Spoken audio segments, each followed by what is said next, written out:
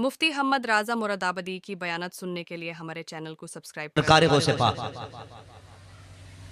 पैदाइशी वली है। फरमाते हैं मेरे बचपन का जमाना था, मैं ना बच्चों के साथ बाहर निकला और बच्चों ने एक बैल को घेर रखा था।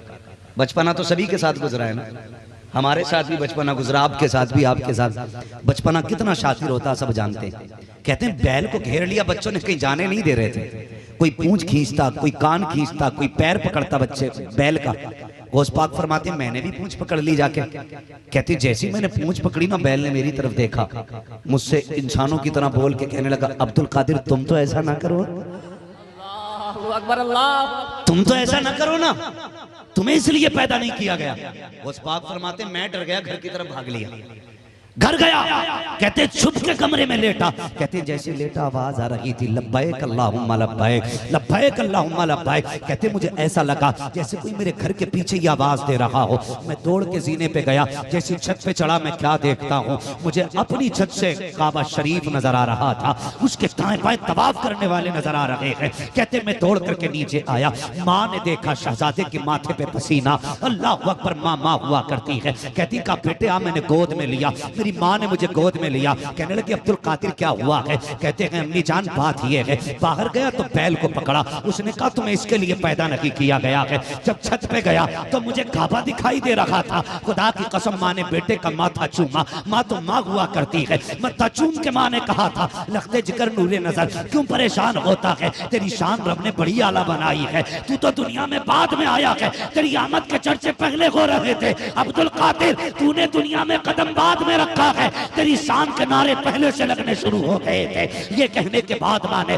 अंदर गई, जाने के बाद 80 दिरहम दीनार थे, लाकर के दिए शहजादे लखते जिगर नूरे नजर, ए मेरे बेटे का जी अम्मी जान, तुम्हारे बाप ने ये 40 सोने के सिक्के छोड़े हैं, 80 छोड़े हैं, 2 भाई हो, 40 तुम्हारे हैं, 40 तुम्हारे भाई के हैं, ये लो तालीम हासिल करो, दूर जाकर के इल्म सीखो। लेकिन अब्दुल कादिर का जी अम्मी, याद रखना माँ तुम्हारे पीछे नहीं आ सकती है। का माँ किस लिए नहीं आओगी? का मेरे बेटे घर अकेला है, बेटा भाई अकेला है, जाओ तुम्हें अकेला जाना पड़ेगा। ये सुन के सरकार गौसे पाक ने आंखों में आंसुओं की सौगात ली है, पलट के जाने लगे हैं। माँ ने आवाज दे के कहा था, ए नूरे नजर आ मेरे सीने से लग जा। माँ जानती थी आज की मुलाकात अब्दुल कादिर से आखिरी मुलाकात है, आज के बाद बेटा नहीं मिलेगा। हाँ तुम भी परदेश जाते हो, सबको बीवी सोचती है जब ये परदेश जाएगा मेरे लिए पैसा भेजेगा, परदेश जाएगा मेरे सेवर का इंतजाम करेगा, मगर कभी चेहरा उठा के देखना। बीवी तो मुस्कुरा सकती है लेकिन माएं रोया करती हैं, इसलिए कि माँ को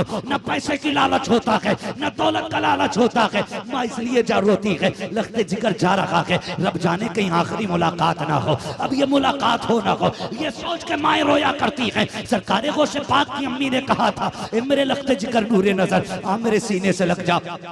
दौड़ करके आए, माँ ने सीने से लगाया, रोती माँ आंसू पोछे, फिर रुखसत किया, 3 बार आवाज दे करके सीने से लगाया। जब चौथी बार जाने लगे, माँ ने कहा अब्दुल कादिर, कहा जी अम्मी, का एक बात तो आप मेरी बेटे सुन लीजिए, सरकार गौसे पाक आए हैं। माँ ने हाथ बढ़ाया है, कहा माँ क्या बात है? कहा मेरे हाथ पे हाथ तो दे बेटे। सरकार गौसे पाक ने माँ के हाथ पे हाथ दिया, कहा बेटे एक वादा माँ लेना चाहती है, क्या वादे को पूरा करोगे? कहने लगे माँ ये जान भी तेरी है, जबान भी तेरी है, पता कहना क्या चाहती है? माँ ने कहा था अब्दुल कादिर एक वादा करते जाओ मेरे लाल, जिंदगी में कभी भी मोड़ आ जाए कभी झूठ नहीं बोलना है। ये कह के माँ ने बेटे को रुखसत किया। तारीख गवाह है, तुमने भी सुना होगा, सरकार गौसे पाक घर से निकले हैं, रास्ते में डाकुओं ने लूटा, सारे मुसाफिरों को लूटा। सरकार गौसे पाक से भी पूछा था, बच्चे तेरे पास भी कुछ है? आपने मुस्कुरा के कहा था, हाँ हाँ मेरे पास 40 सिक्के हैं सोने के, सारी जेबें तलाश की, कहीं कहीं नहीं मिला। सबने मजाक समझ के छोड़ दिया। डाकुओं के सरदार ने कहा था,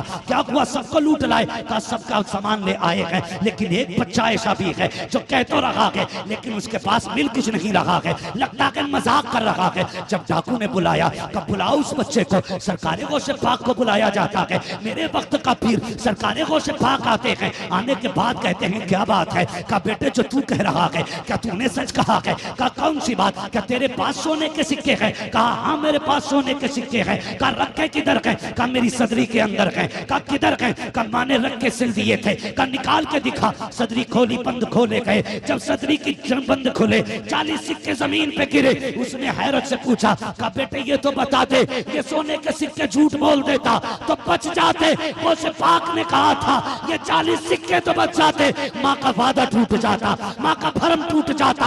अब मुझे बता तो सकी ये वक्त का अब्दुल कादिर है, अगर माँ कह देती है झूठ नहीं बोलना है तो ठाकुरों के सरदार में ताकत नहीं है जो लहजे को बदल सके, जो तेवर को बदल सके।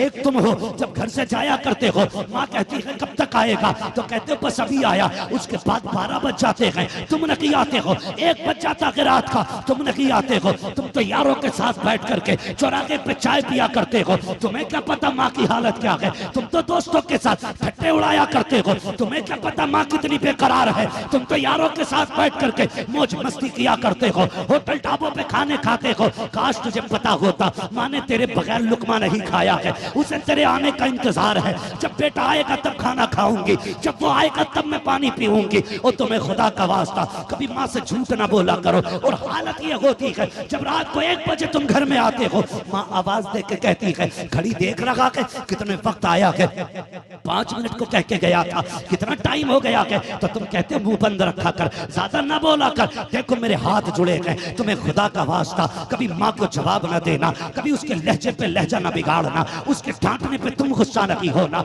आज तुम्हें माँ की आवाज बोझ लगती है, तुम जानते हो आज जब तुम देर से आते हो सिर्फ माँ होती है जो तुम्हारे खाने का इंतजार करती है, सिर्फ माँ होती है जो तेरे बगैर नहीं खाती है। याद रख जिस दिन ये माँ सफेद कफन में लिपट के चली जाएगी, तू 1 बजे आना या 3 बजे आना, किसी को तेरे खाने की फिक्र नहीं होगी। कोई दस्तरखान पे तेरी राह नहीं तकेगा, कोई देर से आने को कोई नहीं पूछेगा। आज माँ के पूछ लेती है, तुम्हारे लहजे बिगड़ जाया करते हैं। और तुम्हें खुदा का वास्ता अगर माँ ढाटा करे मुस्कुरा के बर्दाश्त कर लिया करो, इसलिए कि माँ की जबान में माँ नहीं बोला करती, माँ के लहजे में जिब्रील का लहजा होता है, माँ की मुस्कुराहट में जन्नत की महक होती है। और तुझे क्या पता है ये जो गुस्सा हो रही है ये तेरी दुश्मन नहीं है, खुदा की रहमत है। तुझे क्या पता है ये जो गुस्सा हो रही है ये दुश्मनी में नहीं, तेरे प्यार में गुस्सा हो रही है। याद रखना जिस दिन ये सफेद कफन में लिपट के जाएगी उस दिन तू रात को 3 बजे आना या 4 बजे आना, कोई पूछने वाला नहीं होगा अब तक कहाँ था,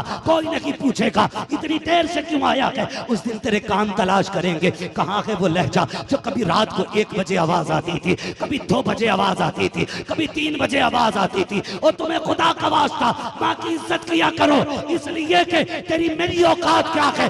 माँ तो वो जात होती है जिसके लिए अंबिया ने आंसू बहाए हैं, खुद मेरे नबी रोए हैं। सोच तो सकी तो 1000 से ज्यादा लक़ब मेरे खुदा ने महबूब को अता किए थे, लेकिन एक दिन मस्जिद में आए 10,000 की जमात खड़ी है, सारे उठ के खड़े हो गए हुजूर को देख के। आका की चीख निकल जाती है। उमर फारूक आजम ने कहा था या रसूल अल्लाह आज अचानक क्यों रो दिए। कहने लगे उमर आज माँ की याद ने रुला दिया है। कहा किस लिए। कहा जब मैं छोटा था तब माँ ने देखा था, काश आज मेरी माँ होती, इन 10,000 को मेरे लिए खड़ा होता देखती। मेरी बहुत छोटा था, आज माँ होती, सूरज को पलटते देखती, माँ कितनी राजी होती। चांद के 2 टुकड़े होते देखती, माँ कितनी राजी हो जाती। दरख्तों को चल के आता देखती, कितनी राजी होती। पत्थरों को कलमा पढ़ता देखती, कितनी राजी हो जाती। उमर की चीख निकलती है, लोग कहते हैं या रसूल अल्लाह आज भी माँ की याद आती है। मेरे नबी ने कहा था हाँ उमर आज भी माँ की याद टुकड़े टुकड़े कर देती है दिल को। आका कैसे आती है। तब मेरे नबी ने कहा था उमर मेरा जी चाहता है